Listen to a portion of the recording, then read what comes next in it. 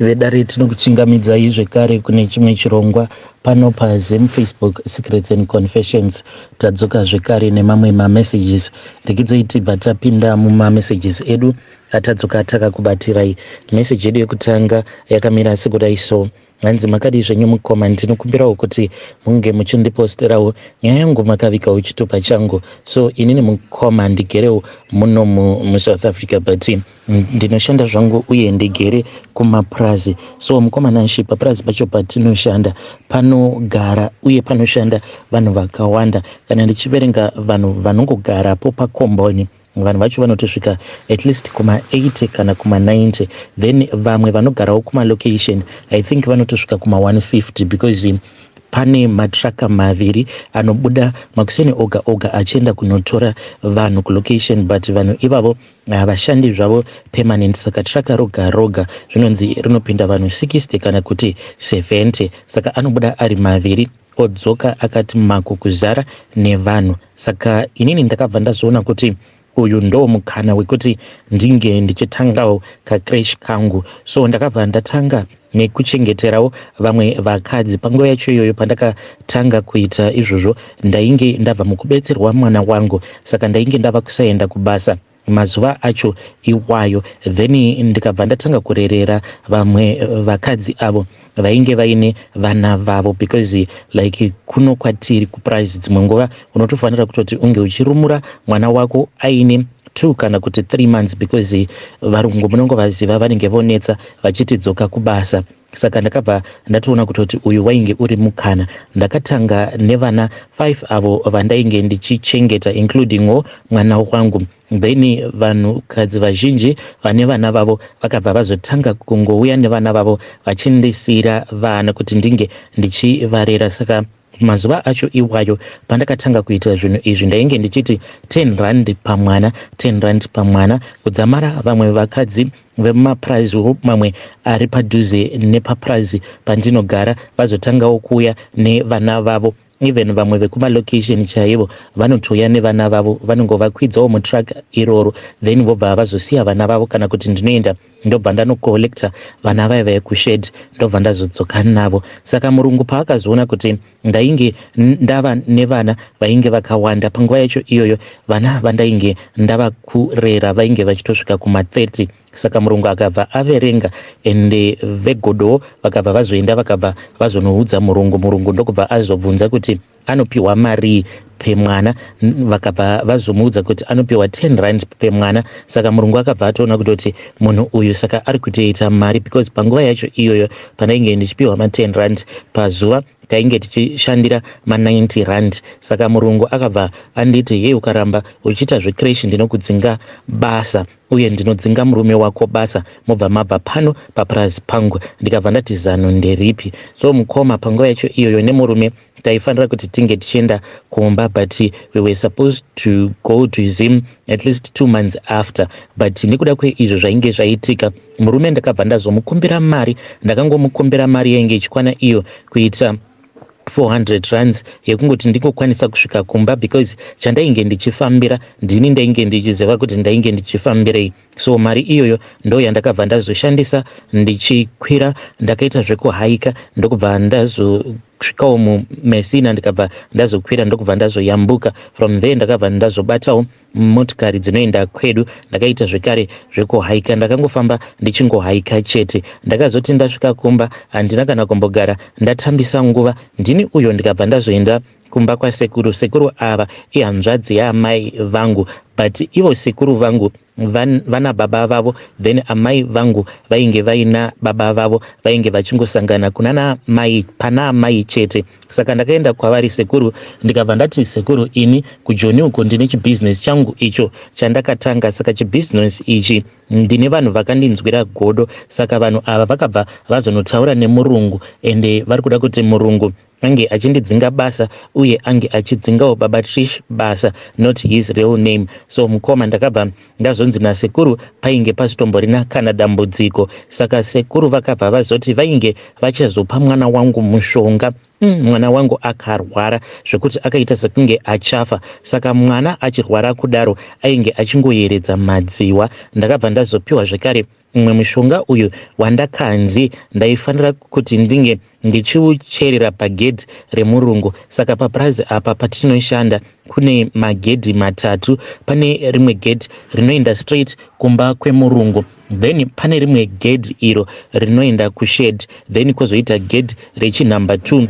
Gedhi iroro ndo gedhi rinouya kukomboni kwedu isusu. Saka ndainge ndakanzi mushonga wekutanga ndinofanira kuti ndinge ndichinoucherera pagedhi apo, gedhi iro rinoshandiswa nemurungu achienda kumba kwake. But vakanditi mushonga uyu usaucherera pakati perodhi, unofanira kuti unge uchicherera mushonga uyu pekuti paya kana achifamba anokwanisa kuutsika, kana kuti kunyange achifamba nemotikari yake inokwanisa kutotsika mushonga wacho iwoyo apo pacho paunenge wachera. Saka munongoziva zvimarodhi zvekumapurazi kuti zvinenge zvakaita zvimadust road. Saka ndakazoti ndadzoka kuno kuSouth Africa, but mwana wangu ainge atomborwara, ende ndainge ndakanzi kunyange pandichazosvika kuSouth Africa mwana wangu zvekare ainge achazorwara, but ivo sekuru vakandiudza kuti mwana aisazofa. Ndakati ndasvika kuno takadzoka tose ini nemurume handina kana kumbogara ndakamuudza kuti izvi ndo zvandainge ndakaita uye ndine mishonga yangu iyo yandainge ndakapiwa. Saka ndakabva ndazotsunungura paya apo pandainge ndakasungirira mushonga uya, ndokubva ndasiyira murume wangu mwana, ndokubva ndakabuda pamba. This was somewhere kuzvi7 ndikabva ndamuudza kuti ndainge ndichida kuenda kunoona vamwe vasawira vangu because tainge tiine madhiri edu awo atainge tichida kuronga. Murume akabva ati pari right, iye akatosara achitobika zuva racho iroro. Ndokubva ndafamba ndikabva ndaenda pagedhi remurungu. Ndakambowanda muchisango nekuti ndakaona malights emotikari achiratidza kuti ainge achida kutobuda, but ainge achiri muyard make. Ndokubva ndambowanda muchisango muya, then akazoti adarika aenda atova kumain road. Ndopandakabva ndamhanya ndikabva ndatora badza iro randainge ndaba kushedi, ndokubva ndachera ndikachera, but handina kunyanya kuchera chikomba chakaita chihombe. Ndakangonzi as long as ndacherera mushonga wacho iwoyo muvhu zvainge zvisina basa, kana kuri kuzonzi kana gomba iroro raizofukunurika. Ndakangochera ndokubva ndatovhara gomba riya, ndikabva ndakamhanya ndichidzokera kukanzira kaya kanouya kukomboni kwedu, but katori kanzira kahombe kekutoti matraki anotombopota achishandisa kanzira ikako. Saka ndakabva ndazoenda padhuzesa nemain road. Hei, painge pakaoma sei kuchera, nekuti panzira pekuti panongogara pachipinda matraki, but ndakabva ndatanga kuchera. Ndikachera chikomba kudzamara ndaona kuti chainge chiri deep because iyi inzira inowanzokushandiswa nevanhu paya patinenge tichienda kutown. Saka makombi tinotoenda kunomamirira kumain road. So ndakatochera ndisingadi kuti vanhu vange vachizokasika kuona kuti pane mushonga wakachererwapo. Ndakati ndachera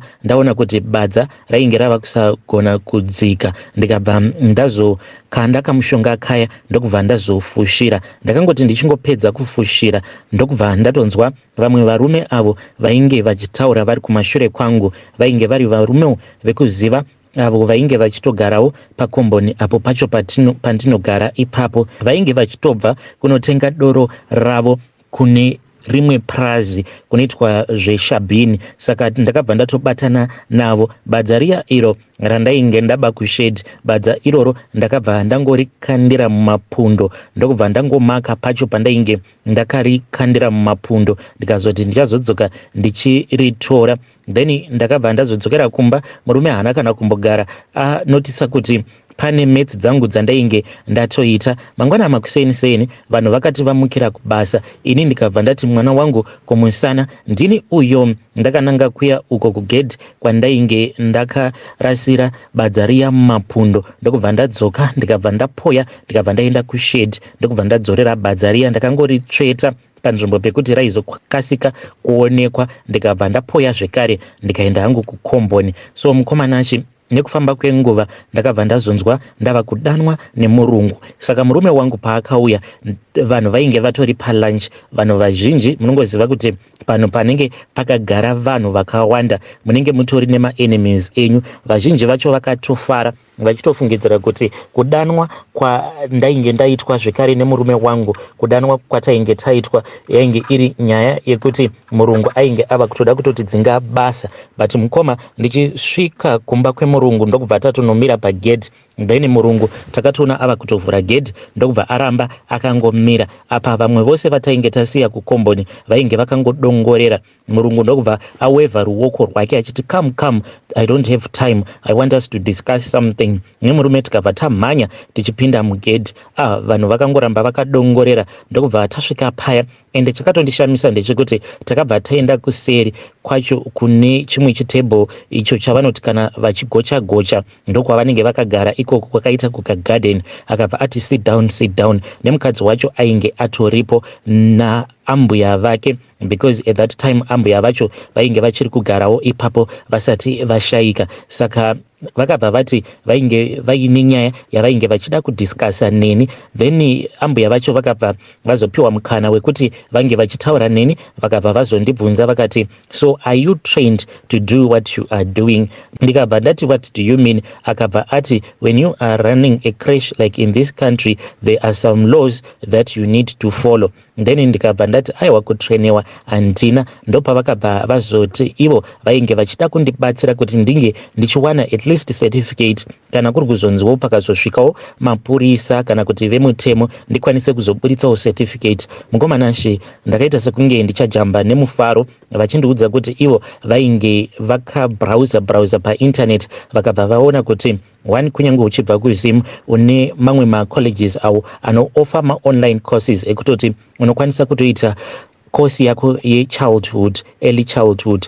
Ndikabva ndafara. Vakabva vati ivo vainge vachazotibatira mari iyoyo pashoma. Mukomanachi ndokuita crash kwandakatoita ikoko. Ndakaita online course yangu kwe16 weeks. Ndakati ndapedza kuita course yangu, then certificate rangu rakatosvikira kumba kwehanzvadzi yacho, because hanzvadzi yacho inogara mutown. Certificate rangu ndokubva ratouya. Kovegodo vakaita sei? Vakaita kubohekana vachiona kuti now ndainge ndatopiwa mvumiro nemurungu kuti ndinge ndichiita crash. Zvino mukomanashi mishonga iyo yandainge ndagara ndatocherera, miko dzacho ndaifanira kuti ndinge ndichidzizadzikisa, because mushure mekunge ndapiwa mvumiro sezvandainge ndakaudzwa nasekuru, mwana wangu akabva atanga kurwara. Handidi kukunyeperai, mwana wangu akarwara zvisingaiti. Ndainge ndakanzi mwana paya paanenge achichururukadziwa ndaifanira kuti ndinge ndichimuwaipa but netishu. Matishu iwayo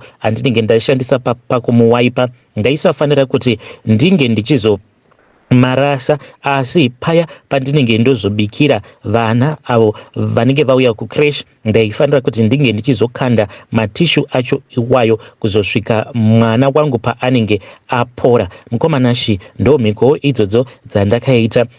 Vakadzi avo vaigara vachingounza vana vavo vachiuya kuti ndinge ndichizovachengeta. Pavakangonzwa kuti mukana wainge wavhurwa zvekare, vakabva vazotanga kuunza vana vavo. So mukoma zuva rekutanga mwana wangu akangoswera achichururuka madziwa kudaro, ndichingomupukutsa, then ndichiisa matishu aya pasaidi. Makuseni ndakabva ndavabikira porridge rainge riine dovi, ndokubva ndakanda zvangu matishu aya. Matishu awa ndakamakanda mvura paya painge ichiboila, because ndainge ndisingadi kuti matishu iwayo asazonyanya kuita masadza, uye ndainge ndisingashandisi matishu akawanda.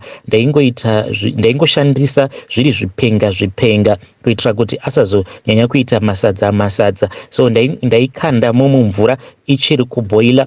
Then kana ndaona kuti matishu iwayo anenge ava kusanyanya kuonekwa mushure mekunge ndashandisa musika, then ndaibva ndazopambira porridge riya, then ndotobika porridge ndobva ndatoisa dovi, vana ndobva ndavapa. Mwana wangu akarwara, akaita kuda mwedzi wose mwana achingorwara, achingochururuka madziwa, asi madziwa awa manje mukoma usiku aisachururuka, aingoti kana kwaedza paya baba vake pavaingoti vanenge vangobuda mumba, mwana ndopaibva atanga kupisa muviri, achidziya muviri, obva atotanga kutochururuka madziwa. Muswere wese wezuva aingoswera achingochururuka madziwa, then paya vanhu pavanenge vachaisa mwana madziwa aibva atongomira, mwana obva atorikavha. Waitoti kana ukamubata so waitonzwa kutoti body temperature yake inenge yatova right, yatova stable. Saka zvinhu izvi ndakazviita mukoma Nashe nekuda kwekuti ndainge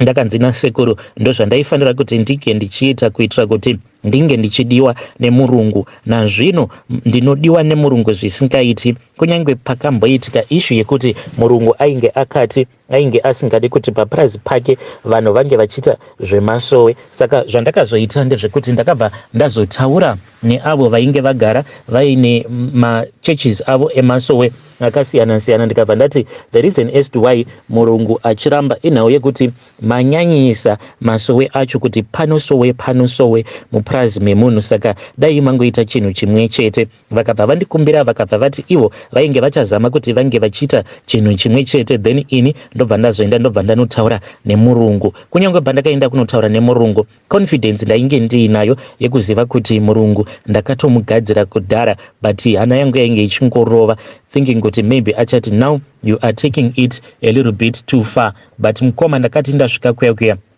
ndakatogamuchirwa nemufaro. Pose pandinoenda kunotaura naye anobva atoti let us sit down and talk about this over a cup of tea.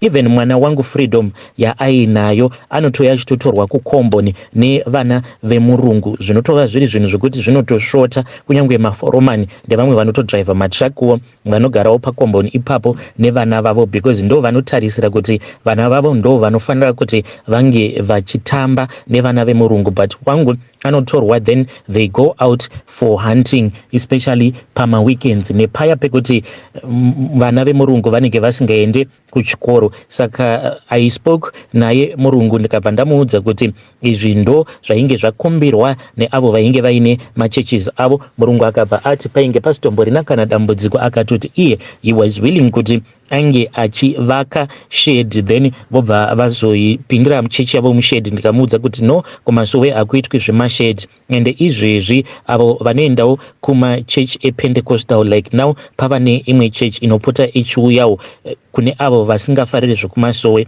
Ndini ndakatoenda ndikanova kumbirirawo kuti murungu ange achivapa mvumiro. Saka ivo each and every Sunday pavanongouya, chechi yacho inongopindirwamo mushedi imomo. Ndiyo confession yangu iyi mukoma. Hey, vidari ndo message iyo yandakatumidzirwa ichibva kuna vanzvadzi vedu. Zvakangoma hazvo vedu we, hanzi matishu yo. Hey, apa yo unenge uri kubasa uchifondoka uchiti mwana wangu mwana ari kucrash.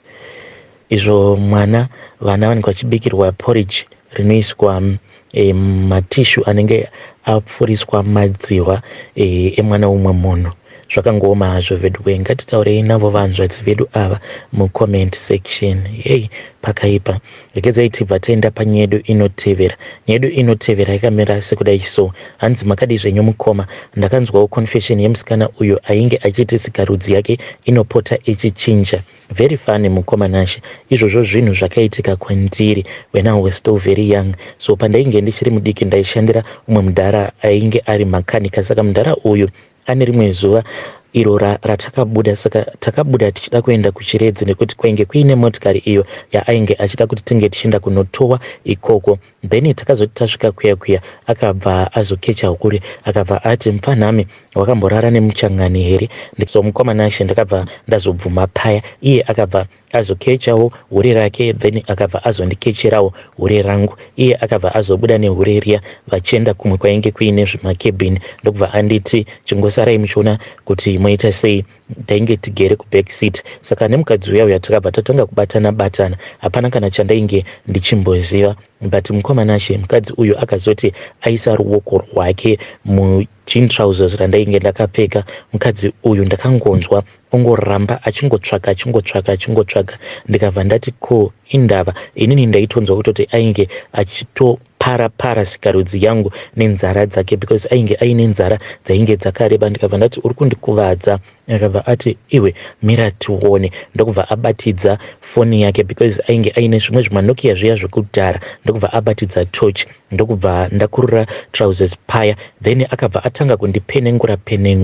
But achindipenengura kudaro ainge achitondipenengura sikarudzi yangu, but iye ainge asingatomboioni sikarudzi yangu. Saka ndakangofungidzira kuti rainge riri skiri rake rekunditorera mari because akatongoona kutoti munhu uyu ainge ari mwana mudiki. But pandakateererawo confession yemusikana uya ndakabva ndarangarira izvo zvakaitika ipapo pandainge ndichishandira mudhara iyeye, because mukadzi iye akatonditi iwe zvausina kana sikarudzi, ko what is going on. But inini manje ndaitonzwa kutoti ainge akatoibata sikarudzi yangu, saka handizivi kuti ndimwari here vainge vasingade kuti ndirare nehure iroro kana kuti zvainge zviri zvemushonga. Ndinokumbirawo kuti munge muchizondiposterawo nyaya yangu. Vedare ndo message iyo yandakatumidzirwa ichibva kuna mukoma vedu. Zvakangoma hazvo vedu we. Please ngatizamei kutaura navo mucomment section. Kana kuri kunzi makambosanganawo nesituation yakadaro, please tell me what you think in the comment section. Pakaipa.